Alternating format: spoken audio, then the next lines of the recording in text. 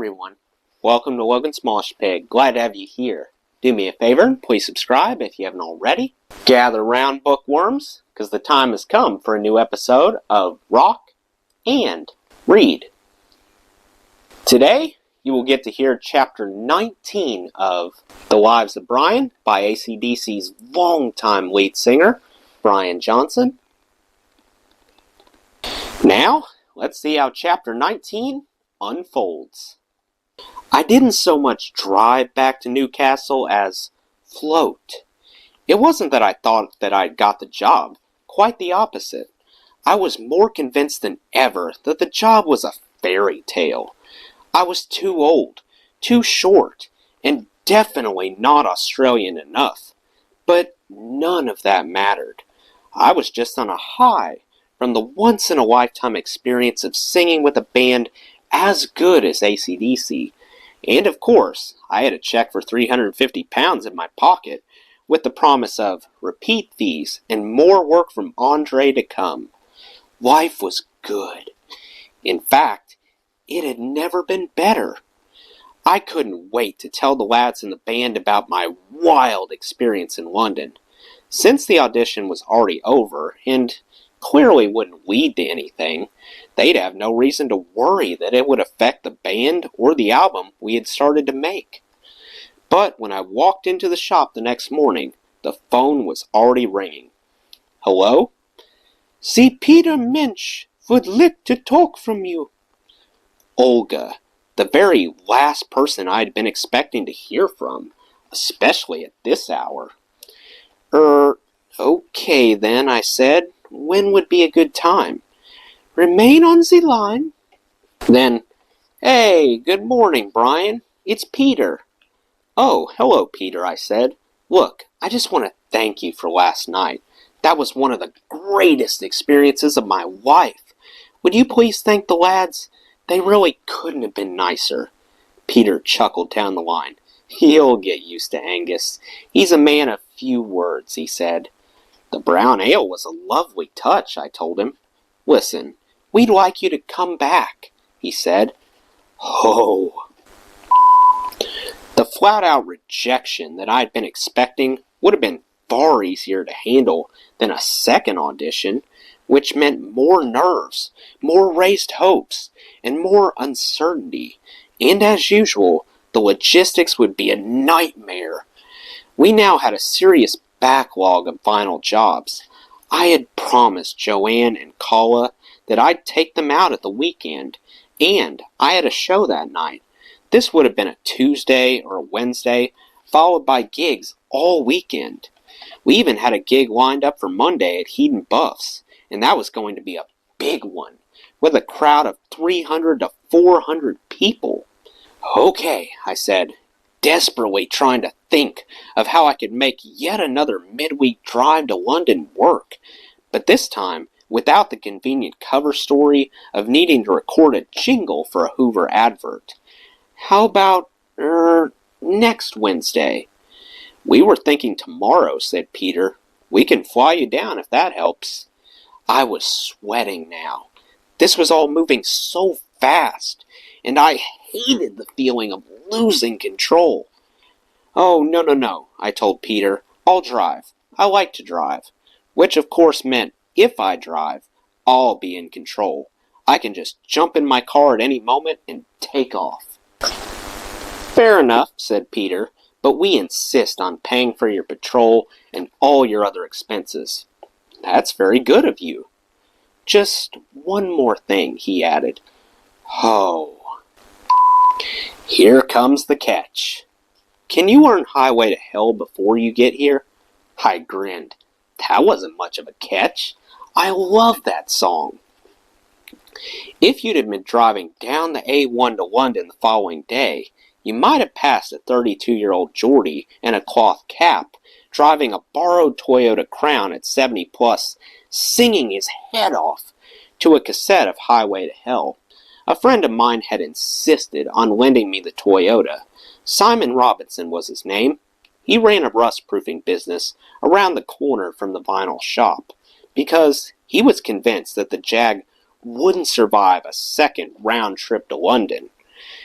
As for the cassette, it belonged to another friend who had given me the 3rd degree when I'd asked if I could borrow it for a day. "What do you need that for?" he demanded to know. "That's my favorite album, that is. You can't lose it." In the end, I had to lie and say that we were thinking of adding some of the songs to Geordie 2's set list. Once again, I had been told to head to Vanilla Studios, where Malcolm, Angus, Cliff, and Phil would be waiting. But this time, there was no messing around with rounds of pool or bottles of Newcastle Brown Ale. It was straight to business. First, we ran through Highway to Hell a couple of times, which felt just as good as I had hoped it would. Then Malcolm announced that they had been working on the title track for the new album. "It's a tribute to Bon," he said, "but not in a morbid way or anything. More of a celebration with some rock and roll swagger. It's called Back in Black." "Are there any words?" I asked, hardly able to believe that I was actually a part of this, you have to understand. "No words, mate, no melody. Right now, it's just a riff that goes round and round. Angus, play Jonna the..." It was so loud I almost ducked. "Hey, Jonna," called out Malcolm as Angus repeated the riff, still at nosebleed volume. "We'll just keep going with this. See what you can do over the top. Take your time." I nodded back. But as Angus continued, I felt suddenly lightheaded. This was one of the best riffs that I'd ever heard in my life. And I was supposed to just sing over it? Sing what? The title of the song? And what about the tune? Without thinking, I just opened my mouth and I screamed, "Back in Black!" The air just exploding out of my lungs. I hit the sack. Oh, that might work. I tried the "Back in Black, I hit the sack" line again. It still sounded great, but I just had to keep singing the first thing out of my head stuff over the rest of the riff, because no more words were coming out of me. At least the melody had started to take shape, though, and for the briefest of moments, I felt a change in the room. People were appearing from behind mixing desks and amplifiers, people I hadn't noticed before. Eyes were moving. There was a buzz in the air. I mean, there's no mistaking the look on someone's face when they hear something for the first time that gives them chills. It's involuntary. Their ears send a message to the muscles in their face, and there's absolutely nothing that you can do about it. For the first time, I began to feel this sense of belonging, but it was gone as soon as I had noticed it. And when I looked around again to try and gauge the band's reaction, nothing. They were lost in the music. Totally unreadable. "Sorry, lads," I said when we finished the first Back in Black session. "I wish I had more than those 2 lines." "No worries," said Malcolm. "I know it's a bit straight and sudden," I added, meaning the direct attack of the melody. It just popped into my head, so I sang it. I really hadn't expected it to come out that way. Looking back now, of course, I think the lads got their first glimpse of a way forward when they heard me improvise the opening line of that song, even if it was just for a couple seconds. Remember, they had to follow Highway to Hell while respecting and building on Bon's legacy. But they couldn't just hire a Bon impersonator. They needed someone a bit different. But not so different that they ended up throwing away everything that they had already built. The pressure on them was even greater than it was on me. Unlike the first audition, when I drove straight home afterwards, I stayed overnight at a hotel near Lord's Cricket Ground. I don't remember the name of the place. I just remember thinking, what the am I doing here? This is brilliant! But AC/DC were footing the bill, and it would have been rude for me to just insist on heading home. Keeping me company at the hotel was a guy called Keith Evans, one of AC/DC's roadies. We'd get to know each other well over the years that followed, and we became great friends. I think you've got it, mate, he kept telling me, which was nice of him, but I wished he'd shut up, because it was making me so nervous I didn't know what to do with myself. I had sung enough with AC/DC by now to know that being their singer would be the greatest job in the world. Even though I'd taken a chance leaving Parsons with the first Geordie, and that had ended badly, this made all of that go away. Actually, I told Keith, I think they're still trying to make their minds up. This is big for them. Nah, he replied. They're ready to get back on the road. They're not going to waste any more time looking at other singers. I know these guys. I can tell what they're thinking. And they're thinking that with you, they've just found the missing piece. Later that night in the hotel, I was reading a copy of Melody Maker and saw a double-page spread about the band and that they were already in the studio doing auditions while starting work on the new album. It was impossible to sleep, especially when I realized that I had already forgotten the melody that I had sung over the Back in Black riff. Great, I thought. That was the one thing that they liked, and I couldn't remember it. I got back to Newcastle on the night before the Grand National, the big horse race. The day of the race had always felt special to me, ever since I bet my pocket money on Merryman 2 in 1960 and won enough money to buy a collection of toy cars and a model airplane. But this year's Grand National felt even more special because it was being held on March 29th, which also happened to be my old man's birthday. The plan was for the whole family to watch the race on television at home. It started just after 3 o'clock. Then I'd give my dad his present, a bottle of famous grouse, his favorite whiskey. After that, we'd have a celebration dinner. That morning, I woke up late, wondering if I should place a bet, only to find Ken waiting for me when I came downstairs. My luck had apparently already run out in another, more important way. The papers were reporting that AC/DC had found a new singer, who obviously wasn't me. Instead, the lads had gone for one of their own, another Australian, as I had predicted all along. In fact, they had gone one better, because the guy they had found, Alan Fryer, the lead singer of an Adelaide band called Fat Lip, had been born in Scotland, just like the Young brothers in Bonn. They really couldn't have asked for a better fit. My reaction was just, oh, well, there you go. The relief was greater than the disappointment, to be completely honest with you. I thought I was boxing well above my weight. Besides, Alan Fryer was a great singer and a Scottish-born Aussie, so how could I argue with that? Malcolm, Angus, and the boys had done what they needed to do. After passing on the news about Alan Fryer, Ken suggested that we walk up the hill to a pub called the Crowley for a beer. It's now the Poacher's Cottage, I believe. My ma was out somewhere, and my dad had already gone off to his club, so I took Ken up on his offer, and we played a few games of pool, put some coins in the jukebox, and talked about how utterly surreal the last few weeks had been. It was about 2 p.m. when I got back, and the house was still empty. With an hour or so to go before the race began, I made myself a cup of tea, raided the biscuit tin, and put my feet up. It felt like years since I'd had a moment to rest. The phone rang. Oh, for God's sake. I picked up the phone and got the surprise of my life. It was Malcolm, which made no sense at all. I mean, how had he got my home number? And was the guy seriously calling me at home to say, "Thanks, mate, but hard luck. We hired someone else"? "Hello, Malcolm, my son."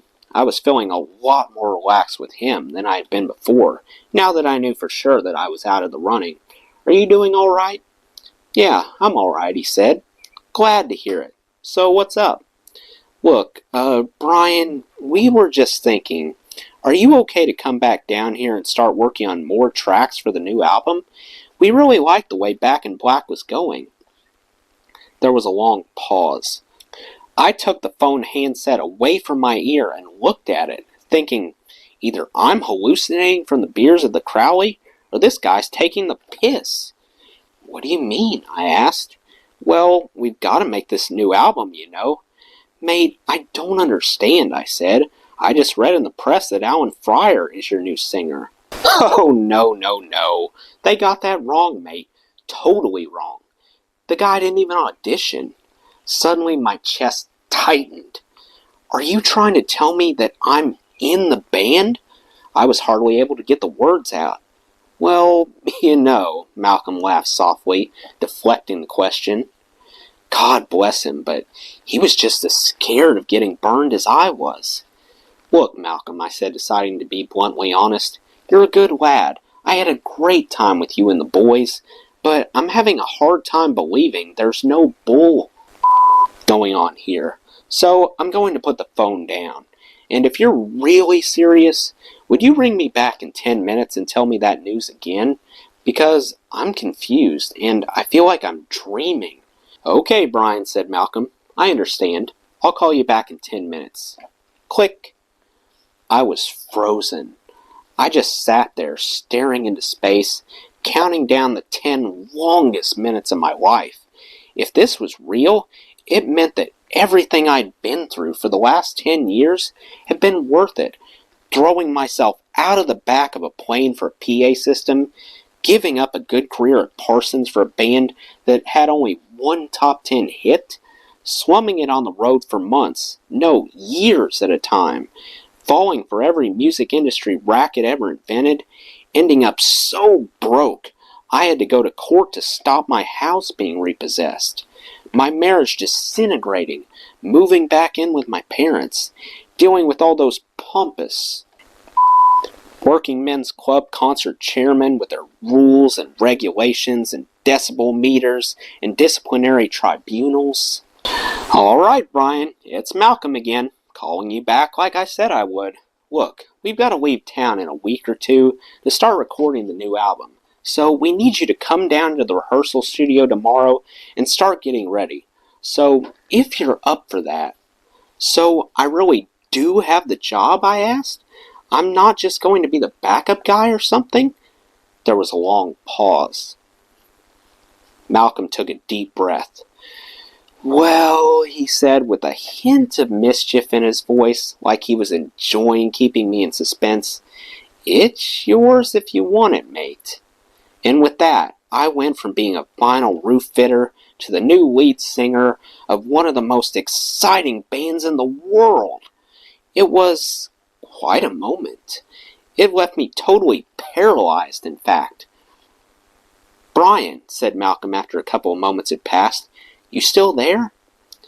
Hey, I managed. And you're in? Oh!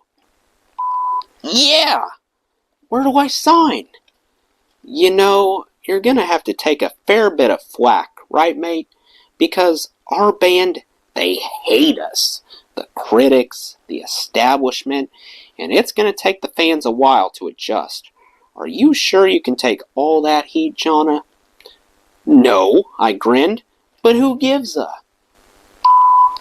I'm in. Well, that's the end of chapter 19. Let me know what you thought of this chapter in the comments below.